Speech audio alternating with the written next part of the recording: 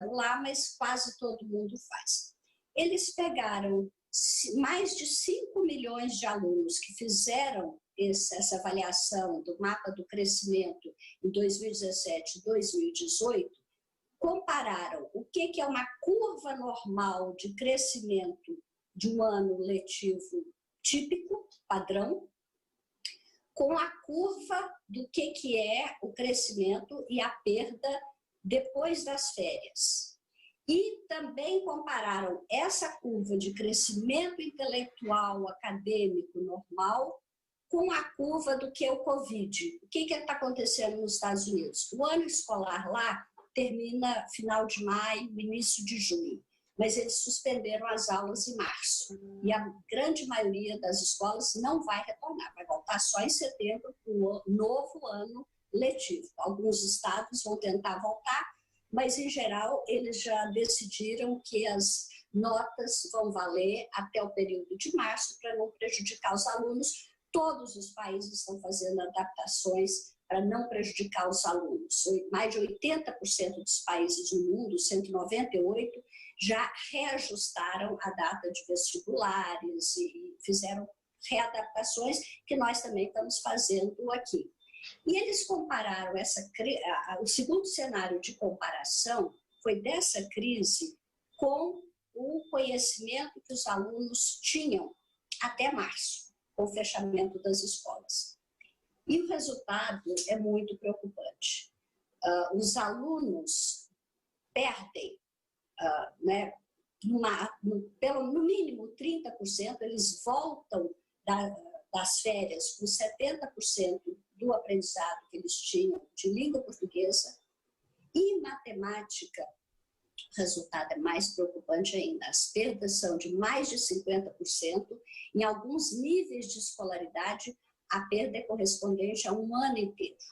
Alguns consensos existem com essas medições. Primeiro, afastamento da escola afeta a aprendizagem do aluno. Segundo, o impacto mais significativo é em matemática, mais do que em língua.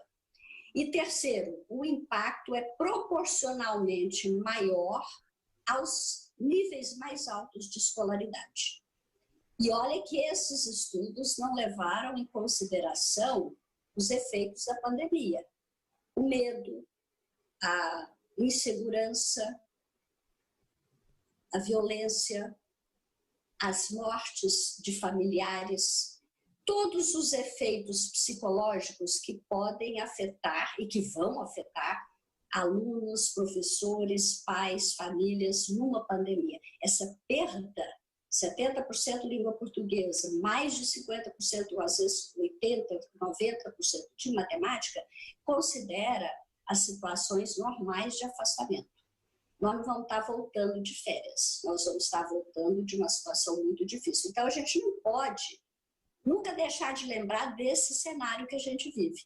E, no entanto, é admirável, é emocionante o que está acontecendo no mundo todo, no Brasil inteiro. Eu estou acompanhando o que está acontecendo em São Paulo, o que as escolas têm feito, os professores têm feito na superação das dificuldades tecnológicas, da falta de equipamento, da falta de espaço em casa para o aluno estudar, de ter que trazer pais para a escola, de ter que construir consensos entre professores, e aí o papel de liderança do gestor é essencial, de ter que construir consenso entre os professores, de ter que liderar a participação das famílias. Então, a gente tem tido experiências fantásticas e eu queria muito, Mônica, te ouvir. Como que a Major está lidando com esse cenário pandêmico nesse momento crítico e como que vocês estão se preparando para esse pós-pandemia que a gente nem sabe direito como é que vai ser ainda, né? Com a palavra, minha querida professora Mônica. Professora Raquel, muito obrigada pelo convite, pelo acolhimento, pela generosidade logo no nosso primeiro contato. E obrigada por todos que estão obrigada por todos que estão nos assistindo também. Estamos nos reinventando, sim, professora. E a cada instante, pois vivemos uma situação atípica de convivência intensa, mas de forma virtual. E o que gera anseios, conflitos, mas também momentos felizes e prazerosos de aprendizagem.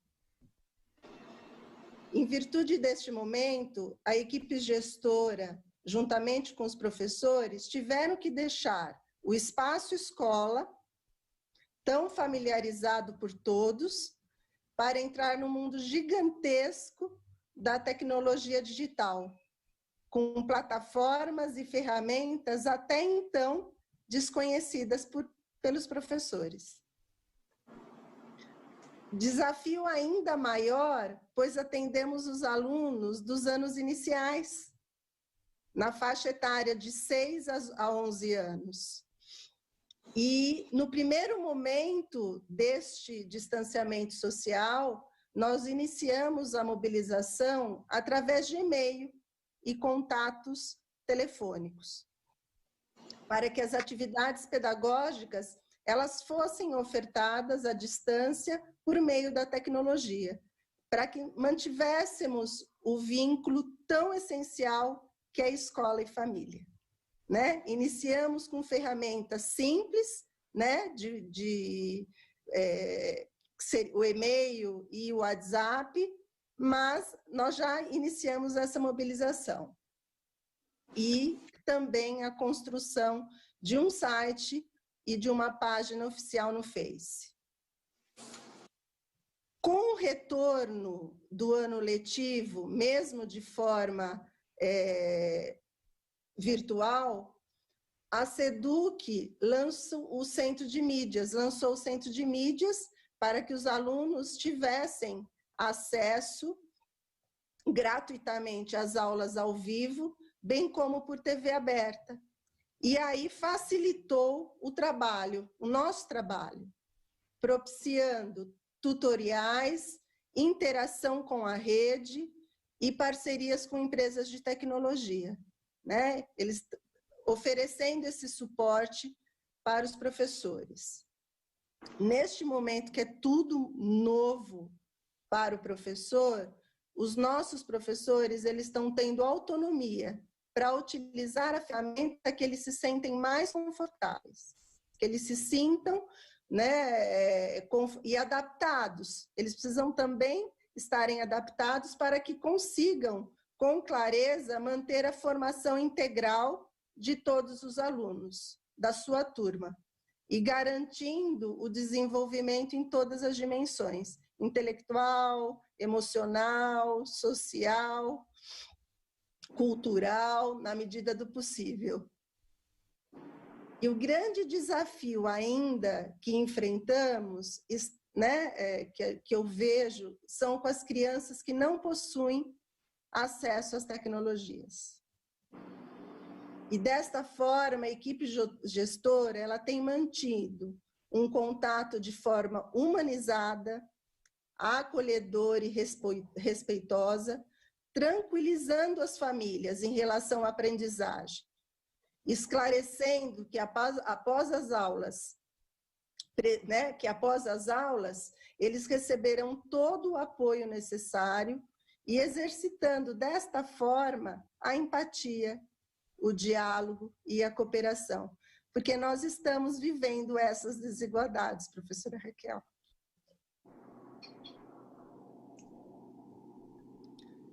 E a equipe acredita que neste momento é fundamental mantermos o vínculo e tentar garantir a equidade, professora. Passo a palavra. Olha, parabéns. Você tocou em alguns pontos que são críticos nesse momento, não é? A crise escancarou as nossas desigualdades.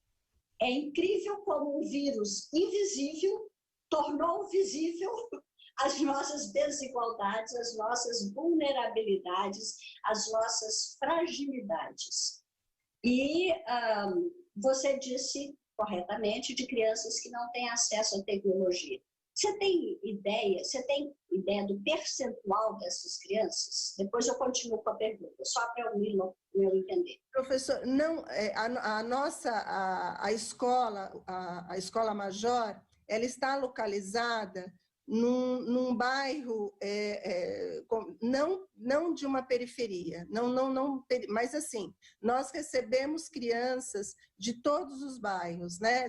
É um bairro antigo, de pessoas idosas, e os pais dos bairros, da região, ele que tem uma questão financeira um pouquinho melhor, eles acabam trazendo essas crianças para a nossa escola. Então, assim, não são muitos, é uma minoria na nossa escola, mas essa minoria, elas não podem passar despercebidas. Exatamente. Na verdade, o grande espírito do professor deve ser encarnar essa convicção absoluta de que não pode deixar ninguém para trás. Sim. Em situação normal, Mônica, a gente já tem uma situação muito complexa no Brasil. De cada 100 crianças que entram na escola no primeiro ano, só 86 terminam os anos iniciais. Então, a gente já tem uma filtragem aí muito triste. De cada 100, 86 terminam. Isso eu estou falando dados de Brasil. Claro que, né, a nossa desigualdade é tão grande que ela existe de uma região para outra, né, de um estado para outro, dentro de um estado, de uma cidade para outra, dentro de uma cidade, de um bairro para outro, dentro de um bairro, de uma escola para outra. Então, essa desigualdade começa lá em cima e vai acontecendo dentro de uma escola, de um turno para outro, de uma sala de aula para outra. Aí o papel né, de liderança de consensos, quando eu falo do gestor, até na manutenção da equidade, da excelência acadêmica. Eu considero, quando eu falo de qualidade da educação, eu falo de dois aspectos, da excelência da aprendizagem e da equidade. Nós não podemos separar uma coisa da outra, né? E eu acredito que, claro, estou acompanhando, dentro dessas desigualdades, além de algumas crianças que não têm o equipamento, eu sei que a sua escola também tem crianças com necessidades especiais.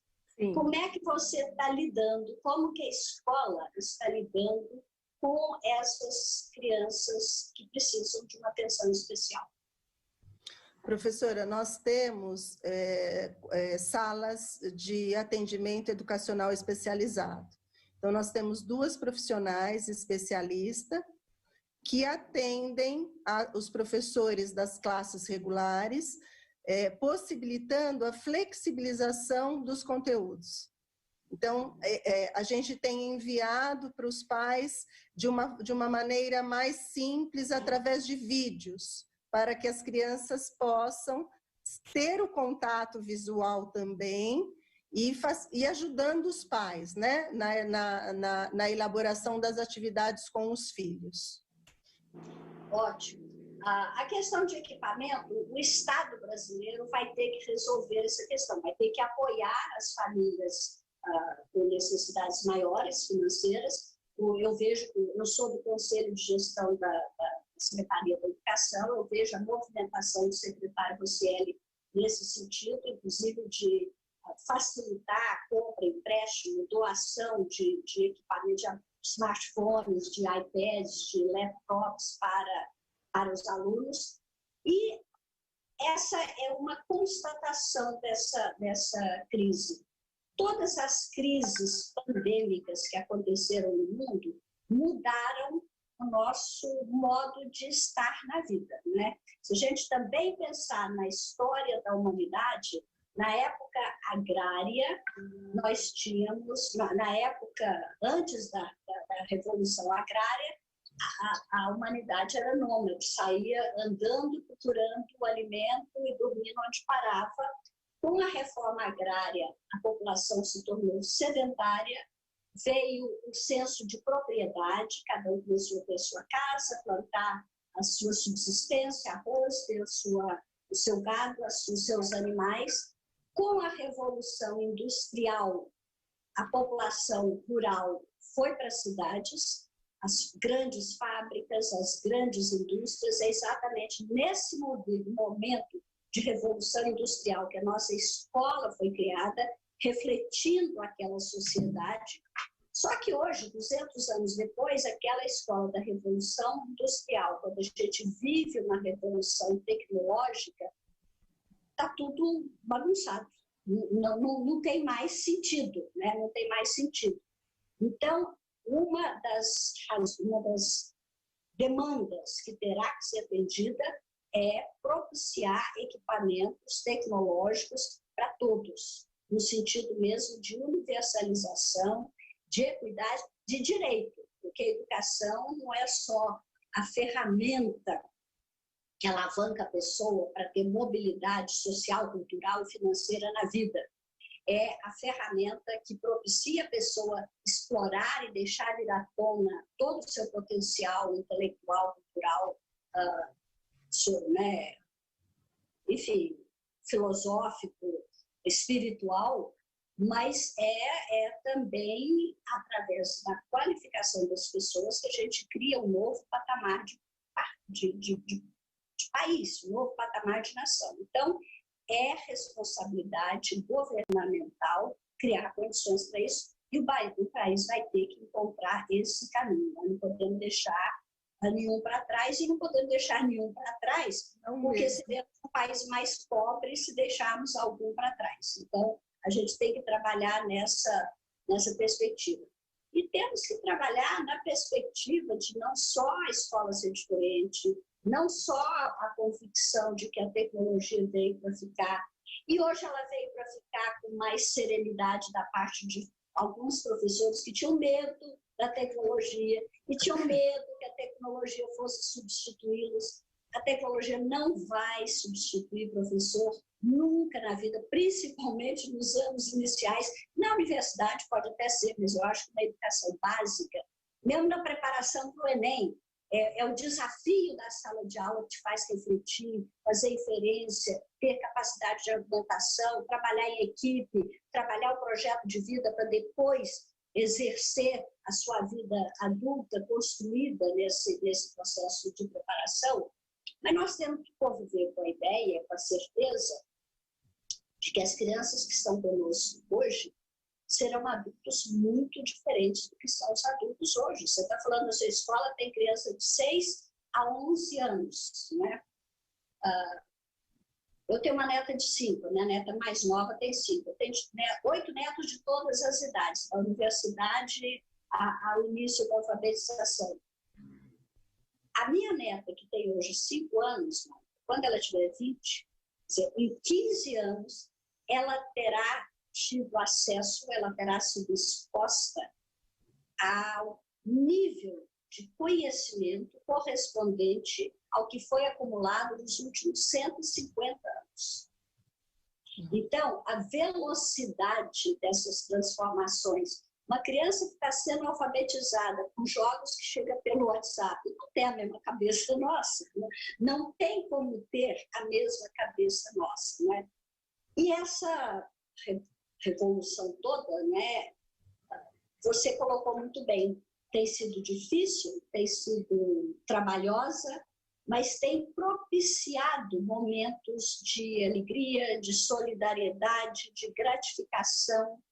Eu queria que você contasse uma experiência aqui que mostrasse esse espírito de solidariedade e como que essa união, nesse momento, é importante pelos nossos alunos, pelos nossos colegas, pelas nossas escolas.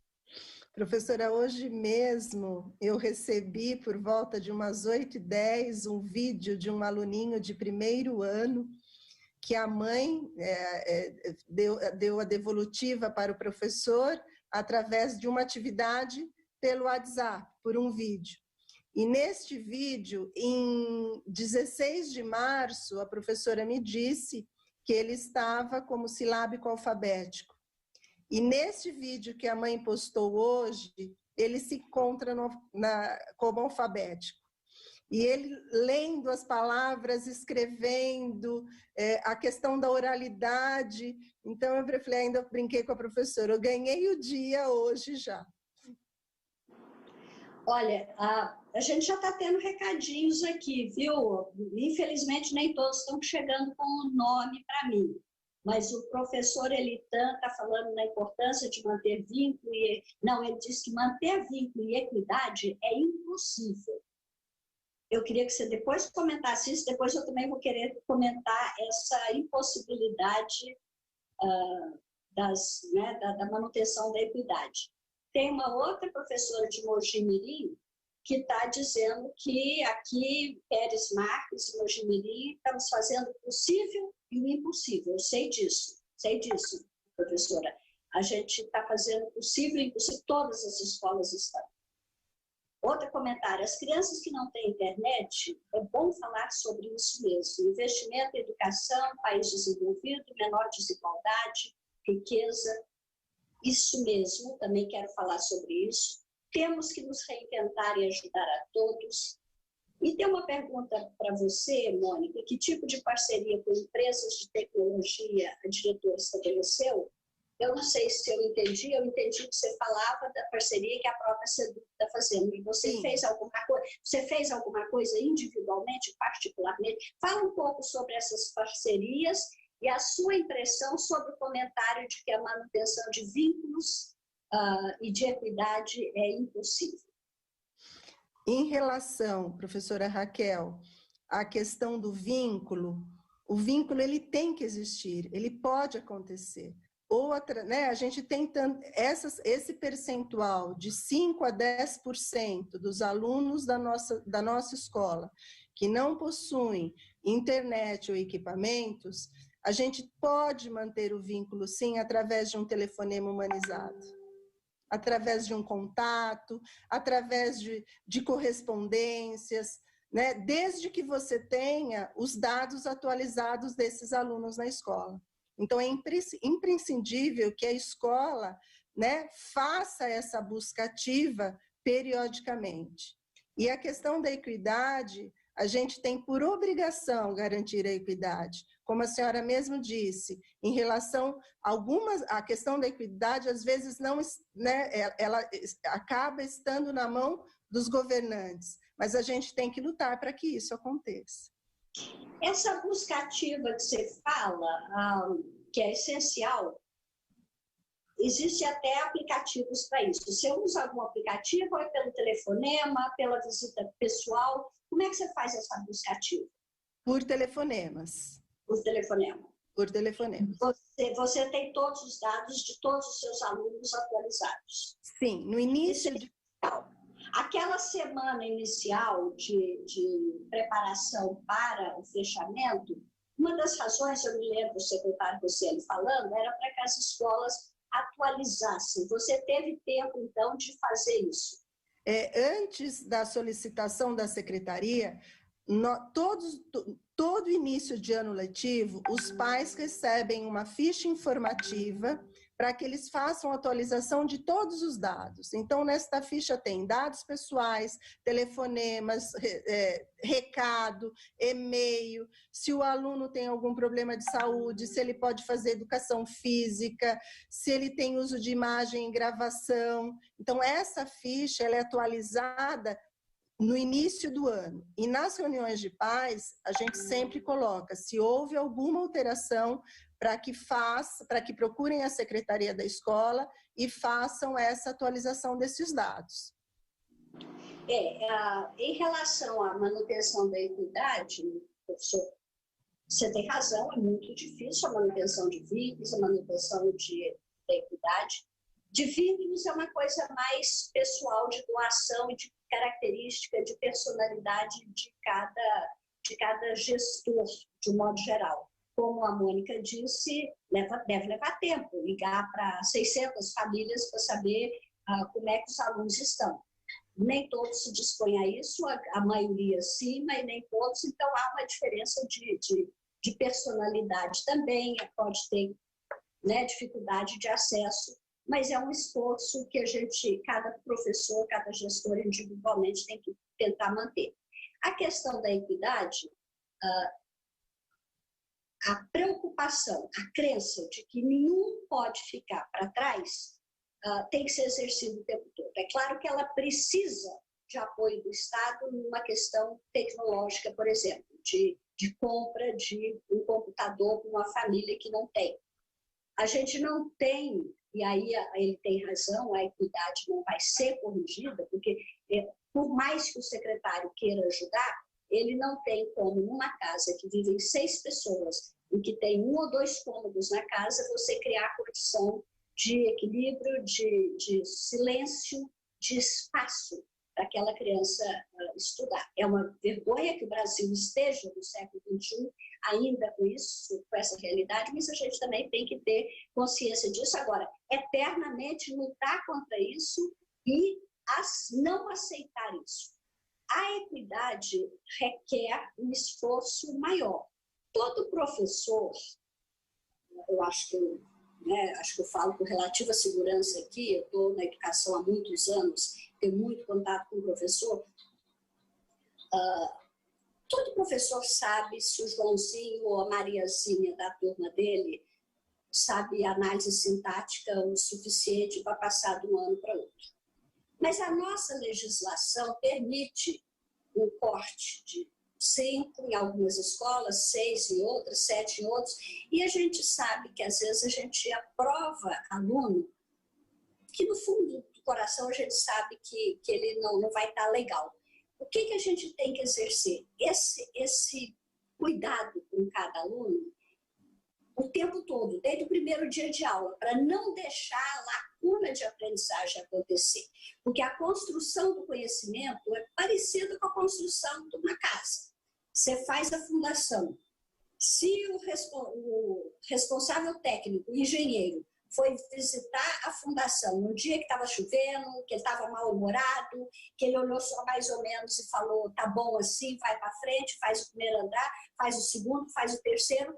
A gente está cheio de casos de prédio que desaba, de viaduto que desaba, de casa que dá rachadura sem antes de ser usada, por deficiência no acompanhamento técnico desde o momento da fundação. A gente tem um sistema educacional que estimulou um pouco esse espírito de fundação pode ir tocando para frente. Porque quando a gente deixa o aluno sendo aprovado sem acudir às lacunas de aprendizagens que ele tem, lá na frente a casa começa a cair. Ela começa a cair no 5º ano, eu tenho o número aqui, de cada 100, 86 terminam. Ela cai mais ainda no 9º ano, ela cai mais ainda no 3º e ela cai mais ainda na universidade. Então, equidade é aquele espírito que cada professor tem que ter de falar, o meu aluno que sabe pouquíssimo tem o direito de caminhar junto com a turma, então eu vou dar a ele um tempo a mais, um esforço a mais, o cuidado a mais, a paciência a mais, a tolerância a mais que ele merece.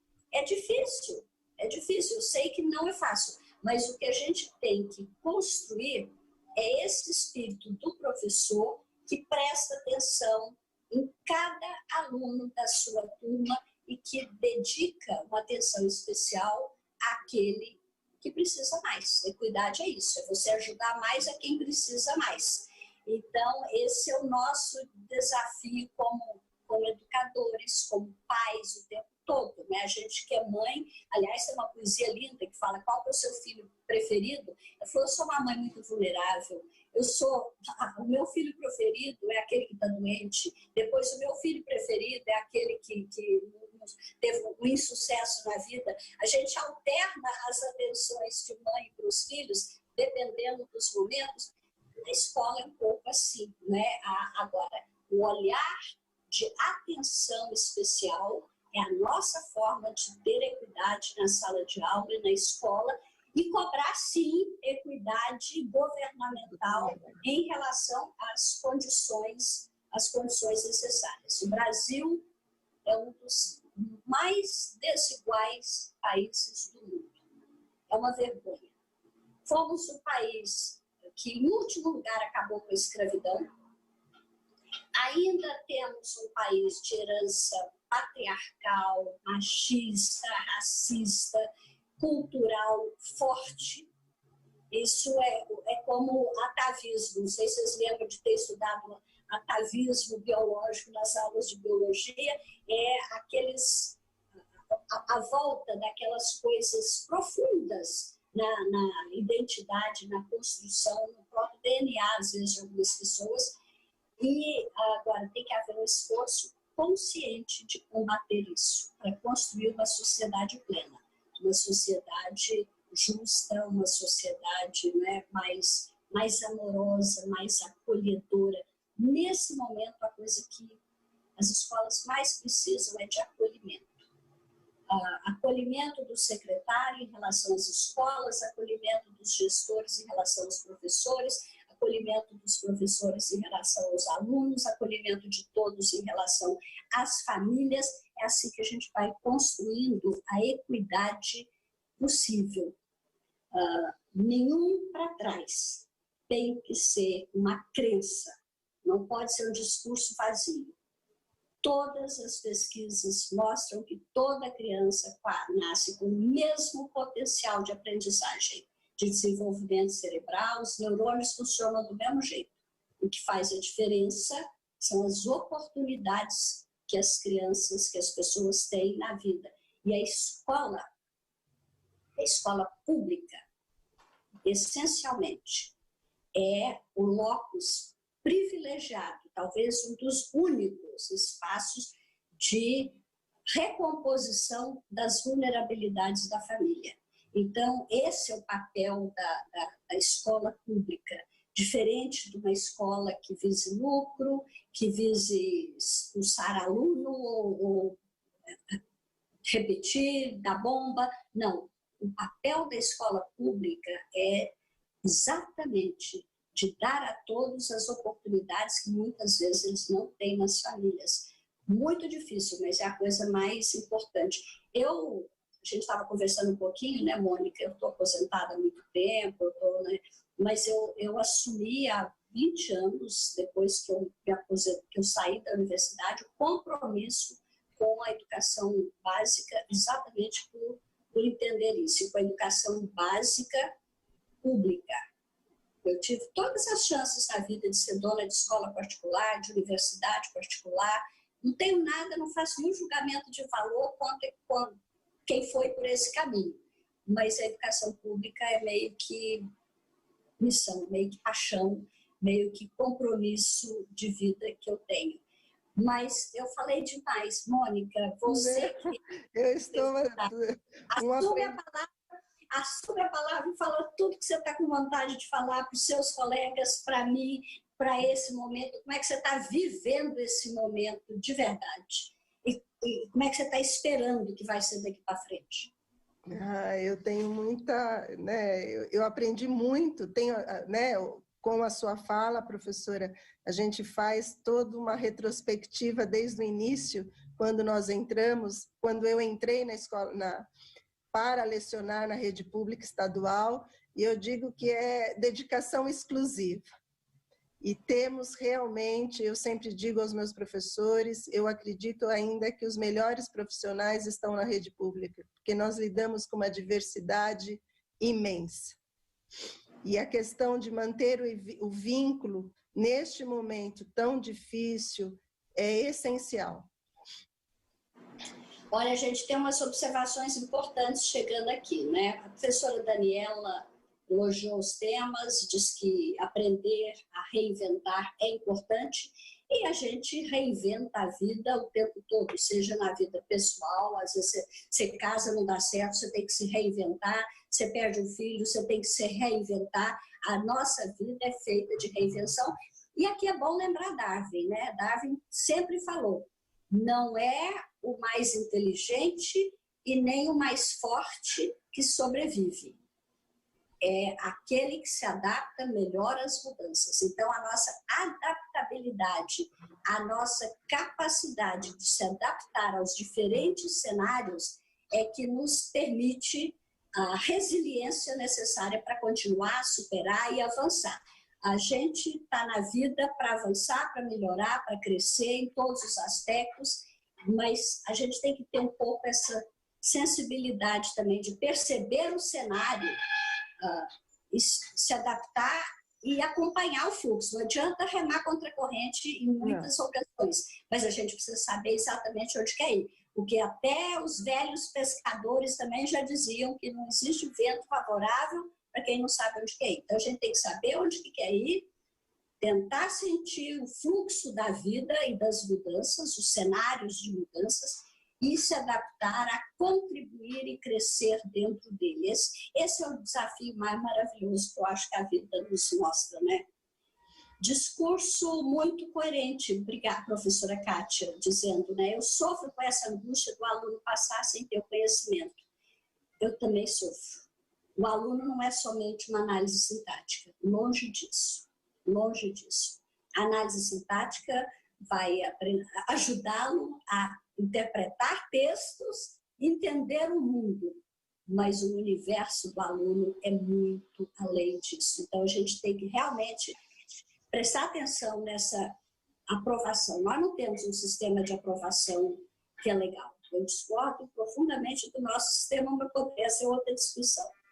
Construir, a professora Mônica, construir espírito que cada um tem o seu potencial, o seu próprio limite. Exatamente. Equidade é isso. Por isso que alguns precisam de mais tempo, de mais cuidado. Professora, você é maravilhosa, eu acho que é para você, Mônica. Ó, a professora Rosângela está falando, a senhora me representa, parabéns. As avaliações externas, a Claudete está lembrando que as avaliações externas são punitivas e seletivas, precisam repensar o método, com certeza. As avaliações, os vários tipos, né, formativa, elas de um modo geral focam no conhecimento e punem, isso não é o melhor caminho. Os esforços que estão sendo feitos nos últimos anos da própria BNCC, de incorporar as competências gerais e específicas para que, além da memorização, os alunos aprendam a ter capacidades que vão ajudá-lo na vida adulta. Existe toda uma linha, gente, de pensamento, toda pinta de ser verdade, que a gente está entrando na era do pós-emprego. A ideia do emprego, como eu conheci, como muitos de nós conhecemos, ela está acabando. Cada um vai ser protagonista, empreendedor e condutor da sua carreira. Isso é uma mudança profunda. Se a gente parar para pensar, pós-emprego. Eu tenho uma filha que mora na Holanda, lá já é o pós-emprego. Eles têm tarefas, ela exerce tarefas específicas, e ela tem mestrado, é uma pessoa super qualificada, mas aquela ideia do emprego na vida, como nós temos aqui, infelizmente, eu não sei se ele tende a ficar. E nesse pós-emprego, nessa sociedade do pós-emprego, é a capacidade de abertura ao novo. A gente vai precisar de preparo intelectual e controle emocional para ter abertura ao novo, criatividade, todas essas competências socioemocionais se juntando às competências cognitivas, porque nós precisamos do conhecimento. Sem conhecimento, a gente nem entende o mundo. Se uma pessoa não sabe o que é crescimento exponencial, vai ter dificuldade de entender por que o coronavírus se multiplica tão rapidamente. Então, a gente precisa do conhecimento cognitivo, sim. Quanto mais, melhor. Porque aí a gente tem capacidade de interpretar melhor as coisas. O universo de cada pessoa é o conjunto do que ela sabe, o conjunto dos saberes. E quanto mais saberes, quanto mais repertório intelectual a gente tem, mais escolhas adequadas a gente faz na vida. Então, é por isso que a escola é essa coisa maravilhosa, esse espaço onde a gente trabalha as competências cognitivas junto com as competências socioemocionais e ajuda os nossos jovens, as nossas crianças, a saberem se adaptar a um mundo imprevisível que eles vão viver, né? Está chegando tanto comentário aqui, melhorar e crescer como educador é preciso, sempre, professora Denise, sempre. Difícil é aprendermos sozinhas, precisamos do outro, de mãos dadas para o novo. Professor Enedino, professora Flávia, facilitar a compra não, tem que fornecer equipamento. Concordo, professor Enedino, a minha briga é para que a escola forneça o equipamento para quem não pode comprar. Agora, isso não depende só de mim. Se eu fosse presidente da República, né, eu tinha muita coisa diferente nesse país, mas eu não sou presidente da República. A gente tem que brigar para ganhar mesmo. Mas uma outra, essa observação da professora Denise, né, ou da professora Flávia, de que a gente precisa um do outro, essa é uma verdade. A educação não é uma área em que a gente trabalhou muito. Eu penso na época que eu dava aula, né? Eu preparava minha aula na véspera, antes. Vamos pensar uma escola, antes da gente ter essa consciência do trabalho em equipe. O professor prepara uma aula de matemática, aí chega às 10 para as 9 da escola, a aula dele é às 9, dá uma aula espetacular, eu estou falando do bom professor. Mas acaba aquela aula, ele vai para outra escola, porque às vezes ele está em 2, 3 escolas diferentes. Então, ele não tem aquele tempo de construção coletiva, de cooperar com os colegas. E é nesse sentido que a escola tem que caminhar. Essa cooperação entre pares é essencial. Às vezes, um tem uma ideia que eu não tenho, outro me mostra um erro que eu estou fazendo que eu não tinha percebido. Esse crescimento entre colegas requer, em primeiro lugar, humildade. Humildade para ouvir, aceitar, requer empatia. Por que o outro está falando isso para mim? O que será? Quais as vivências que ele teve para ter chegado a pensar desse jeito? E ao exercitar essas atividades entre nós, de empatia, de humildade, de abertura para o diferente, de abertura para o novo, nós estamos nos preparando para ajudar os nossos alunos naquilo que é mais essencial para eles na vida futura, desse mundo maluco que a gente não sabe como vai ser, que é exatamente essa flexibilidade e essa abertura. Eu queria que você falasse um pouquinho sobre isso, Mônica. A gente está quase terminando já. Já. A gente já vai ter que finalizar, já me falaram aqui que está na hora. Faça suas considerações finais em relação a esses pontos levantados também por vários colegas da secretaria. Professora, o meu lema, né? É capaz quem pensa que é capaz.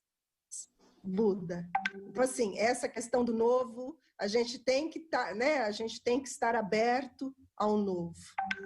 Então, é capaz quem pensa que é capaz. E a questão realmente de manter o vínculo e a equidade, não deixando nenhum aluno para trás. É isso, Mônica. E eu queria lembrar o seguinte, tem uma escritora, uma pensadora americana, já morreu, Maya Angelou, que eu adoro. Ela tem uma frase que me ajuda muitas vezes. Ela fala o seguinte: a esperança e o medo não habitam o mesmo lugar. Convide um para ficar. E eu acho que nesses momentos de incerteza, convidar a esperança é a melhor escolha que nós podemos fazer, porque a esperança ancora a nossa capacidade de alavancar, de crescer, de ter confiança em nós, em Deus, na educação, no conhecimento, na ciência e na certeza de que a gente sempre vai melhorar como país, como pessoa, como comunidade.